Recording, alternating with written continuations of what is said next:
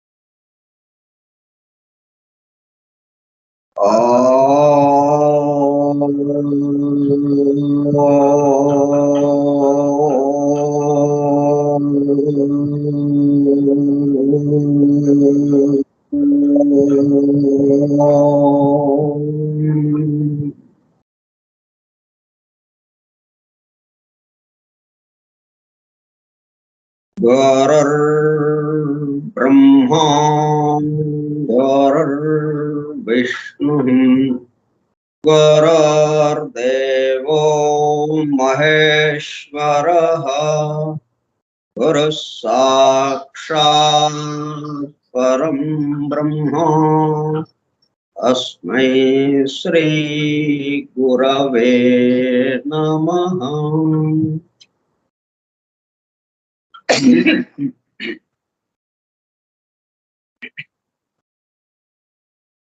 व्यासं वसिष्ठनप्तारं शक्तेः पौत्रमकल्मषम् पराशरात्मजं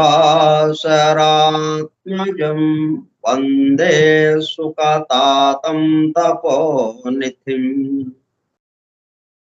शुक्लाम्बरधरं विष्णुं शशिवर्णं चतुर्भुजं प्रसन्नवदनं ध्यायेत् सर्वविघ्नोपशान्तये। अगज आनन पद्मार्कं गजाननमहर्निशम् अनेकदं तं भक्तानां एकदन्तमुपास्महे। वक्रतुण्ड महाकाय कोटिसूर्यसमप्रभा निर्विघ्नं कुरु मे देवा सर्वकार्येषु सर्वदा।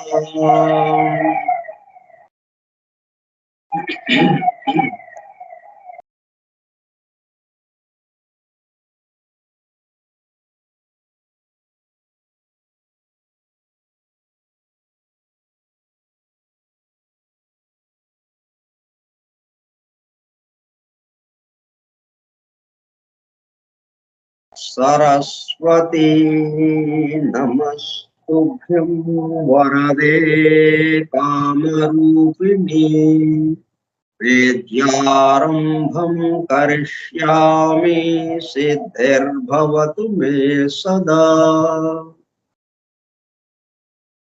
ॐ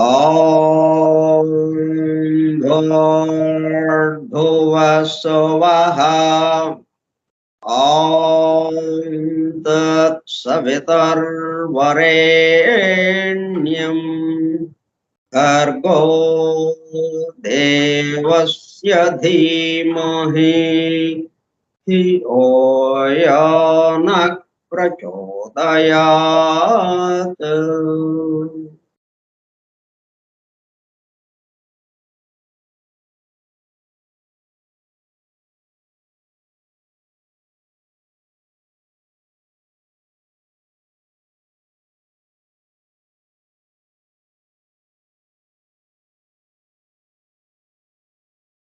वासुदेव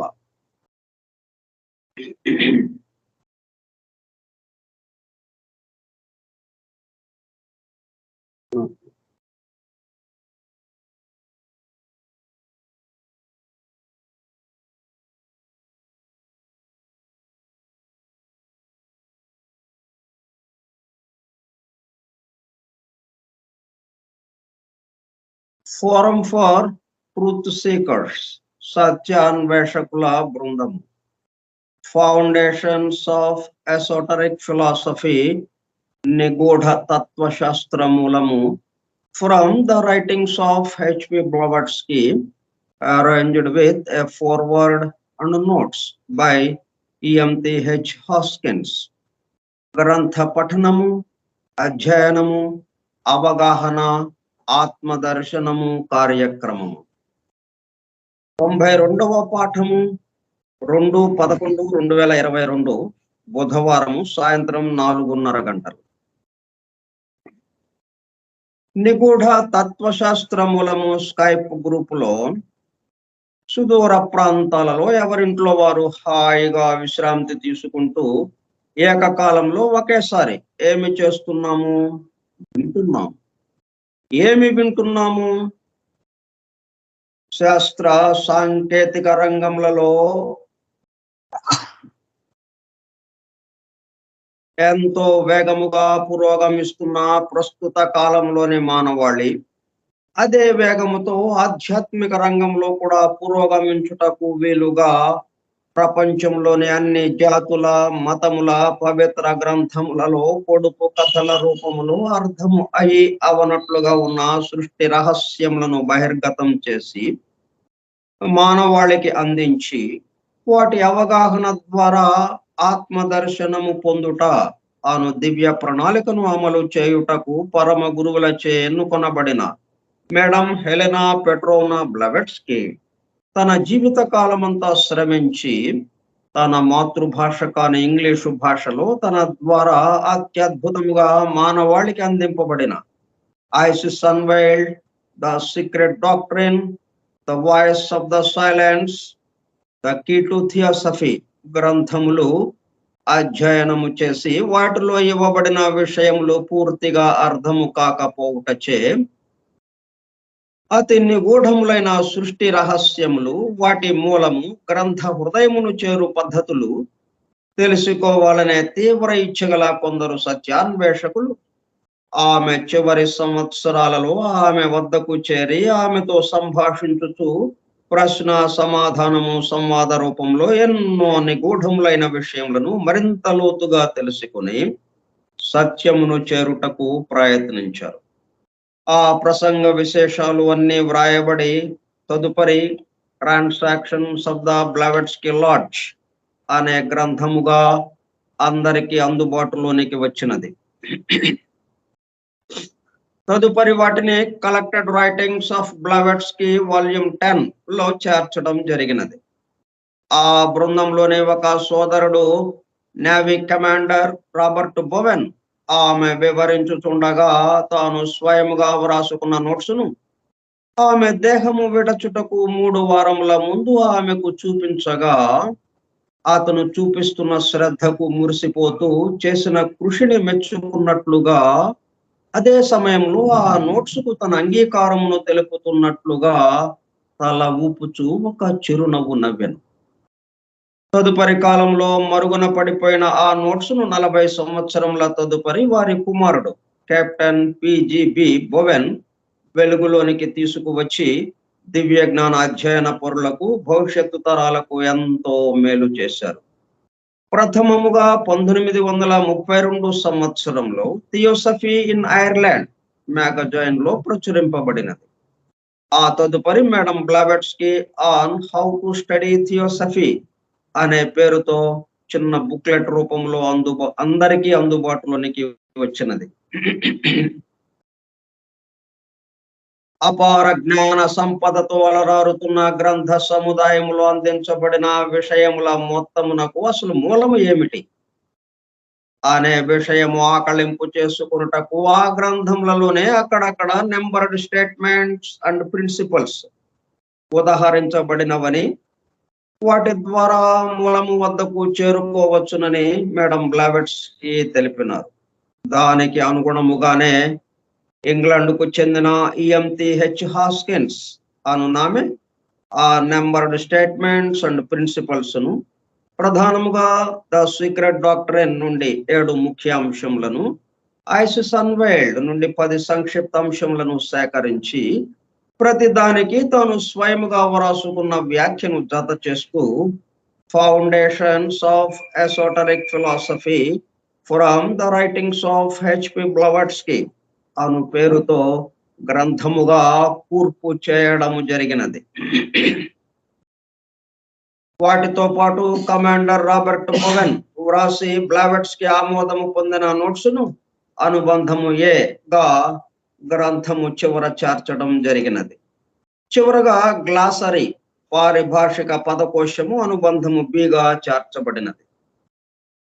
ఈ విధముగా దివ్య జ్ఞానమును అధ్యయనము చేయు పద్ధతులు, వాటి ద్వారా మూలమునకు చేరి అనగా సత్యమును చేరి సత్య స్వరూపముగా మారుటకు కావలసిన ప్రేమ పూర్వక సూచనలను తెలుపుతున్న గ్రంథ రాజమును పఠిస్తూ అధ్యయనము చేయుతుండగా అత్యంత శ్రద్ధాసక్తులతో మేడం హెలెనా పెట్రోనా బ్లవెట్స్కీ చెప్పుచుండగా ఆమె చుట్టూ చేరిన సత్యాన్వేషకుల బృందము వలె చెవి యొగ్గి వినుచున్న అనగా ఒళ్ళంతా చెవులు చేసుకుని వినుచున్న ప్రియ సత్యాన్వేషక సోదర శ్రోతలకు నమస్కారం.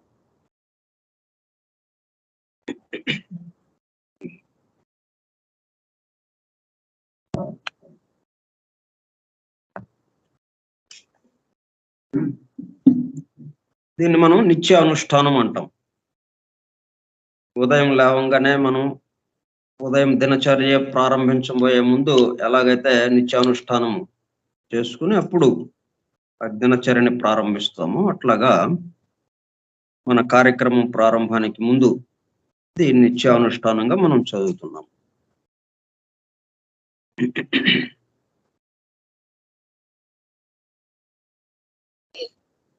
ఇప్పుడు మనం కంక్లూషన్ కి సంబంధించిన విషయాలు తెలుసుకుంటున్నాం. సీక్రెట్ డాక్టర్ వాల్యూమ్ 2 చివరగా ఇచ్చినటువంటి కంక్లూషన్ ముగింపు.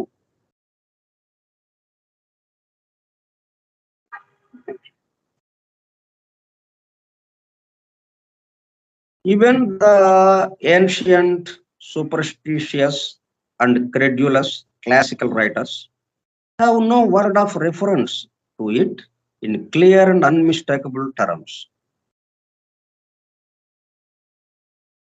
ఇంకొక మార్గంగా ఈ దివ్య జ్ఞానానికి సంబంధించి అంటే సృష్టి రహస్యాలకి సంబంధించినటువంటి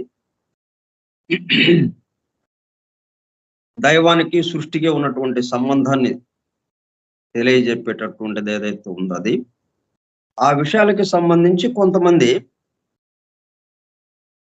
క్లాసికల్ రైటర్స్ అంటే సాంప్రదాయంగా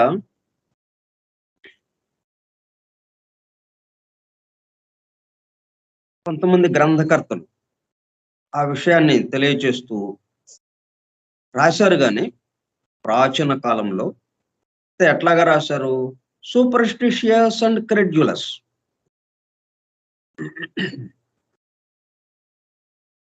మూఢ విశ్వాసాలకి సంబంధించి మూఢనమ్మకాలకి సంబంధించి, అట్లాగే క్రెడ్యులస్ అంటే పిల్లలకి మనం ఏదో కాకమ్మ కథ చెప్తాము.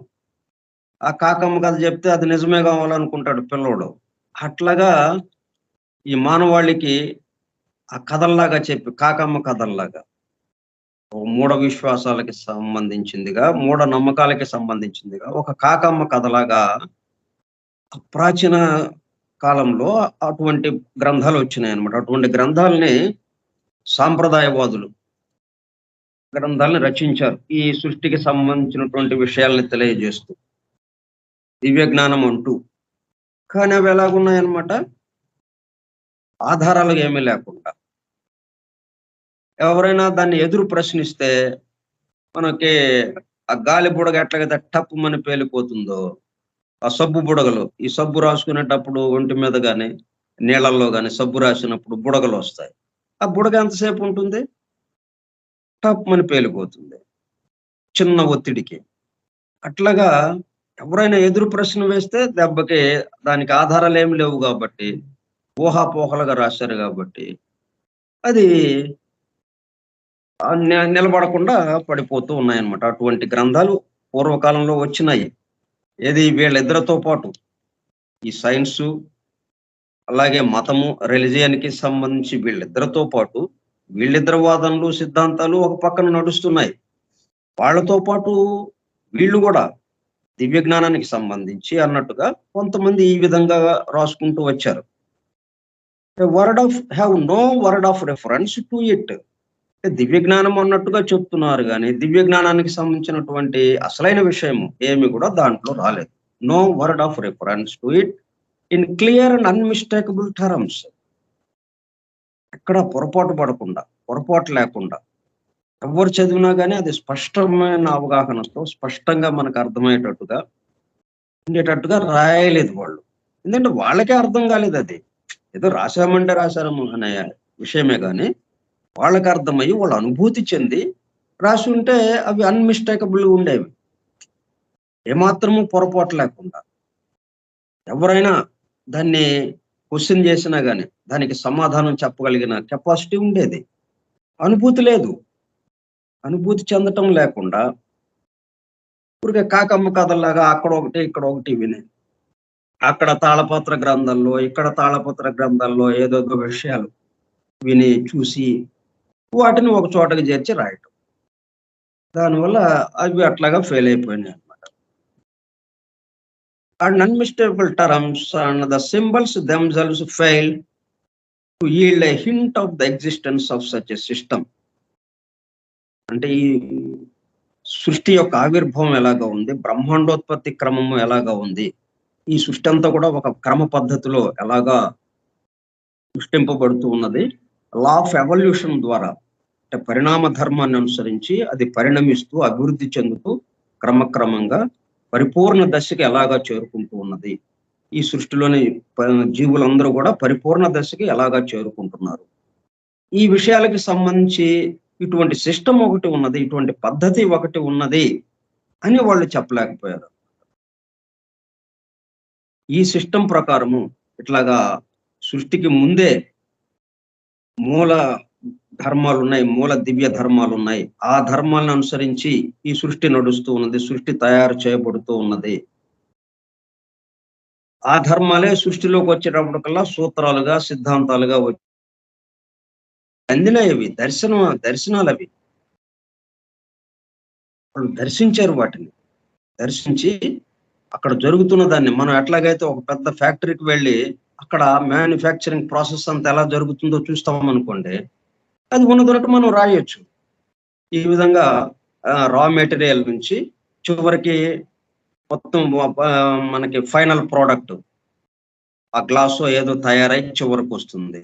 ఆ వివిధ దశలు, ఆ గ్లాసు తయారు కావడానికి ముందున్న దశలన్నీ మనం ఆ ఫ్యాక్టరీలన్నీ చూసి ఇదిగో ఇట్లాగా తయారవుతుంది గ్లాసు అని చెప్పి మనం రాయొచ్చు. అది fact.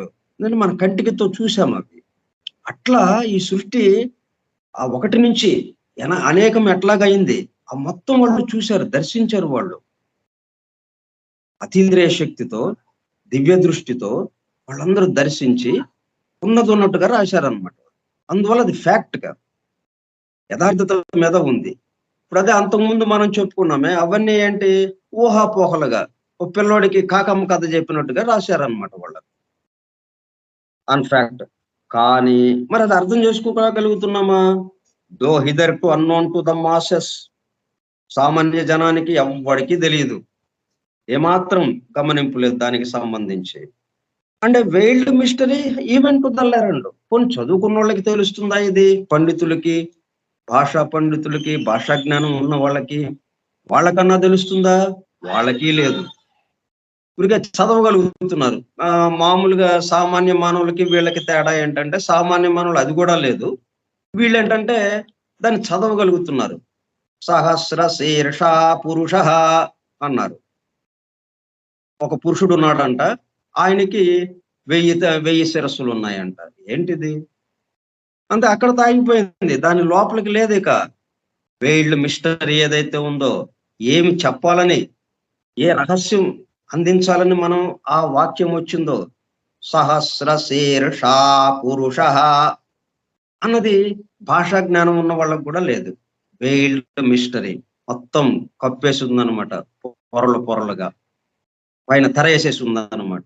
Veiled mystery even to the learned, చదువుకున్న వాళ్ళకు కూడా. Because they have never had the key to a right understanding of the abundant hints. తాళం చెవి కావాలి. మనం గది తలుపు తీయకుండా బయట నుంచి నుంచుంటే ఏం తెలుస్తుంది గది లోపల ఏముందో? వాక్యము లోపలికి వెళ్ళాలి మనం. ఆ పదము యొక్క లోపలికి వెళ్ళాలి మనం. సహస్ర అంటే ఏంటది? 3 స్థాయిలుగా, ఒక్కొక్క స్థాయిలో పదేసిగా అంటే 10 ఇంటూ 10 ఇంటూ 10 ఎంత వస్తుంది? 1000. 10 పదులు 100, 100 పదులు 1000. 3 స్థాయిల్లో, ఒక్కొక్క స్థాయిలో 10 విభాగాలుగా ఇట్లాగా వచ్చింది ఒకటి. అది ప్రధానంగా శీర్ష అంటే శీర్షము. ట్రయాంగిల్ కి శీర్షం ఎలాగుంటుంది? పైన మొన అట్లాగా. అదే తల. పోనీ తల అంటే ఆధారము. ఆధారం అట్లాగా ఉంటుందన్నమాట. అటువంటి ఆధారం ఉన్నటువంటి పురుషుడు ఒకడు ఉన్నాడు అన్నట్టుగా. ఈ మొత్తాన్ని పురుషుల శబ్దంతో తీసుకొచ్చారన్నమాట. అట్లా ఎన్నో రహస్యాలు ఉన్నాయి దానికి. ఆ తాళం చెవి వీళ్ళ దగ్గర లేదు. Never had the key to a right understanding of the abundant items.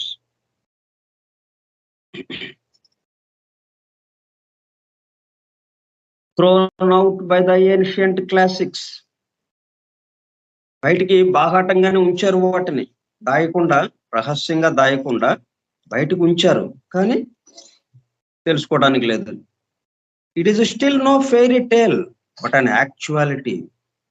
తూర్పు దేశాలలో లభ్యమవుతున్నటువంటి జ్ఞానం మొత్తం కూడా ఫ్యాక్ట్, యాక్చువాలిటీ, వాస్తవంగా యథార్థంగా జరుగుతున్న దాన్నే వాళ్ళు దాంట్లో తెలిపారు. No fairy tale. కాకమ్మ కథలు కావవి.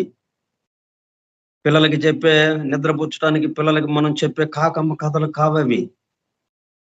Then the present work will become but the pioneer of many more such books. ఇప్పుడు మనం ఈ secret doctor, the present work will become but the pioneer of many more such books. ఏంటన్నమాట, ఎందుకు ఈ secret డాక్టర్ని ఇవ్వాల్సిన అవసరం ఏర్పడింది? మరి అవన్నీ అట్లాగా రహస్యంగా ఉండిపోయిన, ఎవరికి అందుబాటులో లేదు. మన ఎదురుగానే ఉన్నాయి, ఉపయోగించుకోవడానికి లేదు. అందరము మరి ఎవరి గోల్లో వాళ్ళు ఉండి, ఎవరి కష్టాలు వాళ్ళు, మొత్తం మానవాళంతా బాధలు పడుతూ ఉంది. భౌతిక విషయాల పట్ల ఆసక్తితో పూర్తిగా భౌతికతలో కూరుకుపోతూ ఉంది క్రమక్రమంగా. మరి ఎట్లా దీని నుంచి బయటపడటం వీళ్ళని? ఆ తన స్వస్థితిని తెలుసుకునే పద్ధతి ఏంటి? అమృతత్వానికి చేరే పద్ధతి ఏంటి? మరణాన్ని జయించడం ఎట్లాగా? అమృతత్వ స్థితిలోకి వెళ్ళడం ఎలాగా? మన యొక్క అసలైన లక్ష్యం ఆ ఏకత్వానుభూతిని పొందడం ఎలాగా? మన లక్ష్యము ఈ ఈ జన్మకి సంబంధించి ఈ జీవితాన్ని గడపటం కోసం కాదు కదా మనం వచ్చింది. జంతువులు గడుపుతున్నాయి, వృక్షాలు గడుపుతున్నాయి. పుట్టిన దగ్గర నుంచి మరణించేదాకా జీవితం గడుపుతున్నాయి అవి. వాటిలాగే మనం కూడా గడిపితే మరి అట్లాగా వాటికి ప్రజ్ఞ పూర్తిగా సుప్త చైతన్యంగా ఉంది, నిద్రాణ స్థితిలో ఉంది. కాబట్టి దానికి ఏమి మనం తప్పు పట్టడానికి లేదు. మనది మేల్కొన్న స్థితి, కొంతవరకు మేలుకున్న స్థితి. ఇప్పుడు మనం మన భూమి మీద భౌతికంగా చూసుకుంటే ఎక్కువ ప్రజ్ఞ వికసించిన మా ఈ స్థితి ఎవరిది అంటే మానవుడు.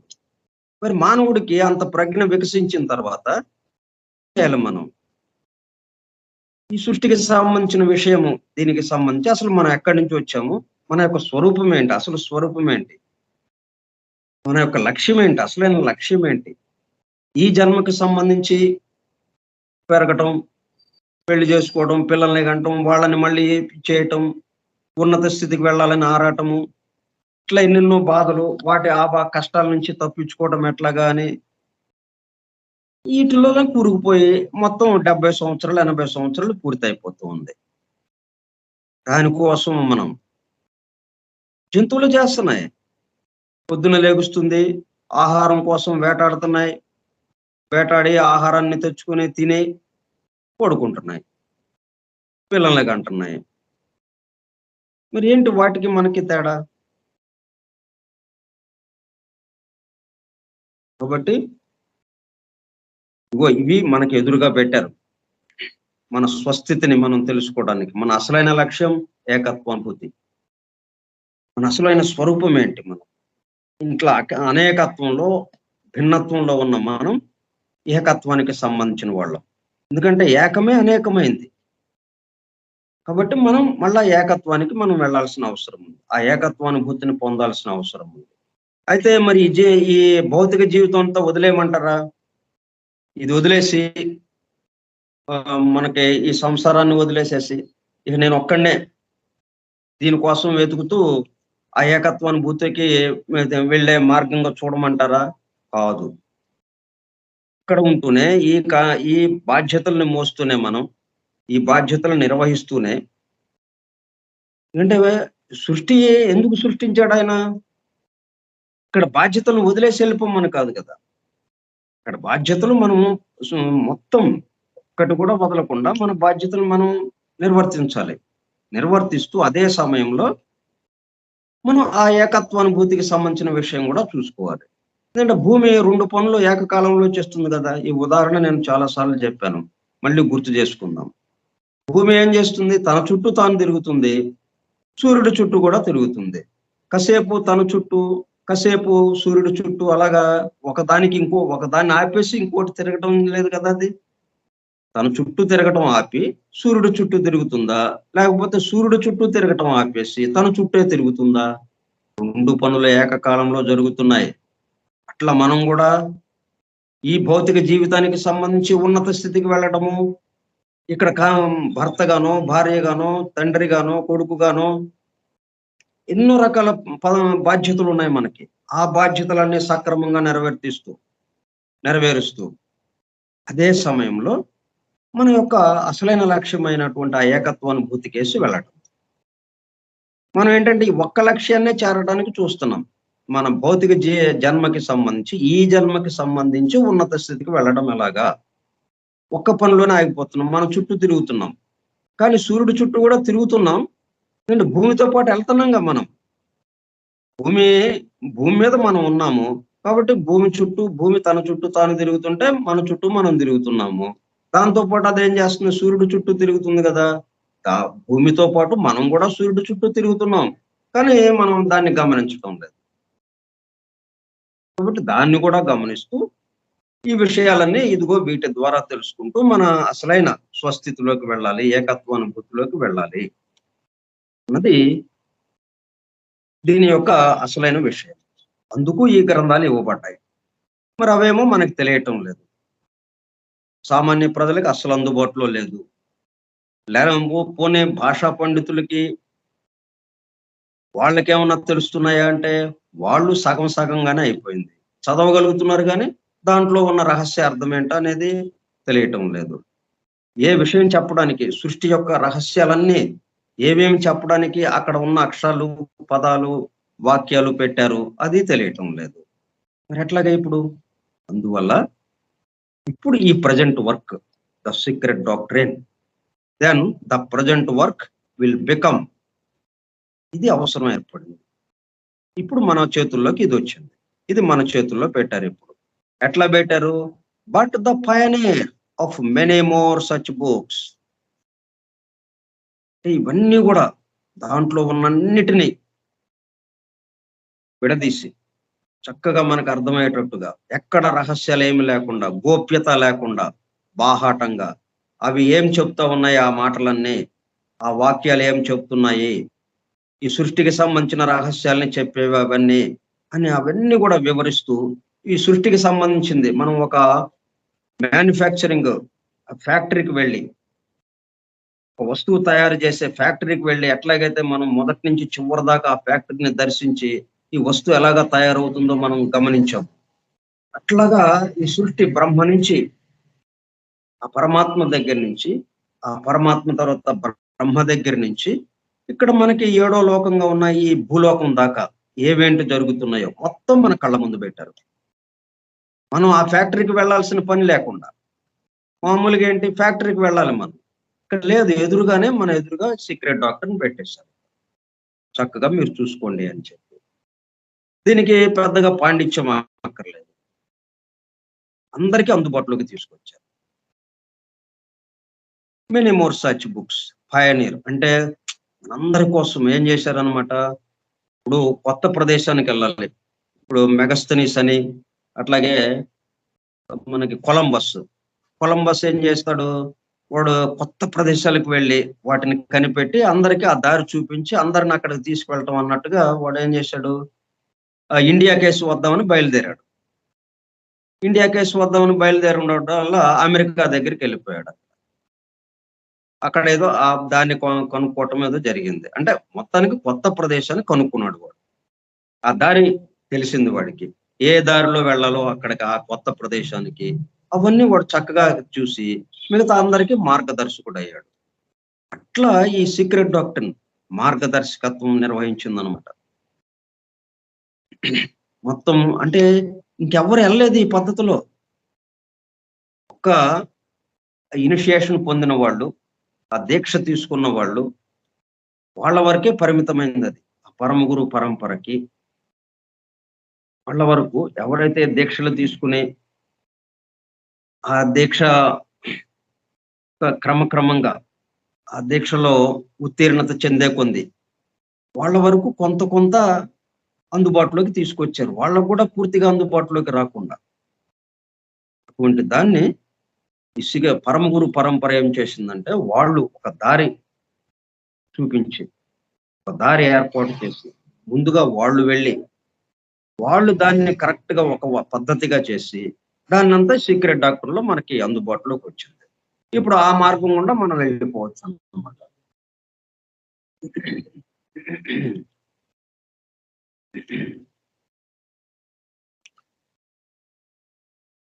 The statement that hitherto even the keys discovered by some great scholars have proved too rusty for use.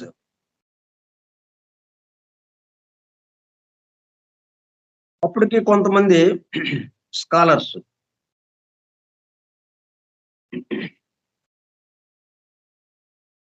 వాళ్ళకి కొన్ని తాళం చేతులు అందినాయి, కొన్ని రహస్యాలు కొన్ని అందినాయి వాళ్ళకి. కానీ అవి కూడా తుప్పు పట్టినట్టు అయిపోయింది అనమాట. ఎందుకంటే అనుభూతికి లేదు. రహస్యాన్ని ఏదో పట్టారు కానీ అనుభూతి ద్వారా దాన్ని పట్టుకోవడం అనేది లేకపోవటం వల్ల అది కూడా టూ రస్టీ ఫర్ యూజ్. ఆ తాళాన్ని ఉపయోగించకపోవటం వల్ల కూడా తుప్పు పట్టిపోయి తాళం తీద్దామంటే రావడం లేదు అది. And that they are but the silent witnesses. వాళ్ళకి తెలిసింది 10 మందికి పంచలేదు. ఈ సీక్రెట్ డాక్టర్ రాకముందు తెలిసిన వాళ్ళు లేరా అంటే ఉన్నారు. కానీ ఏంటి, వాళ్ళ వరకే ఉంచారు. అది పక్క వాళ్ళకి అందజేయలేదు. దాంతో ఆ తాళం చెవి ఏమైంది, తుప్పు పట్టిపోయింది. అంటే ఒక్కళ్ళ దగ్గర ఉండిపోయింది. అది పక్క వాళ్ళకి అందజేయలేదు. తాళం చేతి తుప్పు వాడలేదు, తాళం చేతిని వాడలేదు. వాళ్ళ వరకు వాడి మేలకుండా చూశారు, మళ్ళీ తాళం వేసి కూర్చున్నారు బయట. దాంతో అది తుప్పు పట్టిపోయింది. Too rusty for use and that they are but the silent witnesses. మేలకుండా చూస్తూ కూర్చున్నారు అన్నమాట. ఈ మానవాళ్ళు ఏమైనా మనకి పర్లేదు, మానవాళ్ళతో మనకి సంబంధం లేదు, మనకి తెలిసింది చాలు అన్నట్టుగా కూర్చున్నారు. That there do exist mysteries behind the veil which are unreachable without a new key is borne out by too many proofs to be easily dismissed. ఇప్పుడు కొత్త తాళం చెవి అవసరమైంది. ఆ తాళం చేతులు ఉపయోగించడానికి లేదు. అందువల్ల ఇప్పుడు ఈ సీక్రెట్ డాక్టర్ ద్వారా ఒక కొత్త తాళం చేతిని మనకి అందుబాటులోకి తీసుకొచ్చారు. ఇది వాడితూ మనకి ఇస్తుంది కాబట్టి ఇంకా తుప్పు పట్టడం అనేది లేదు. దీనికి బాహాటంగా మనకి తలుపు తీసి ఉంచేశారు మనకి.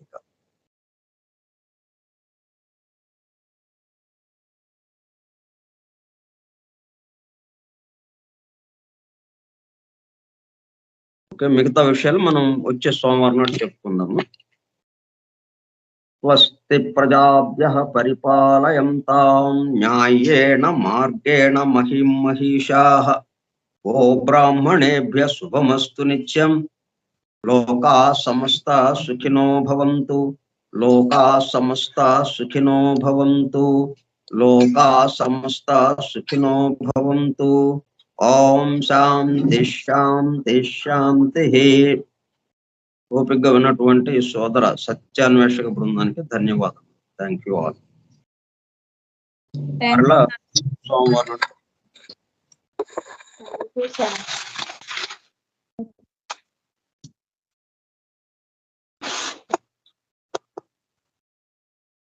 Thank you sir. ఓకే అండి.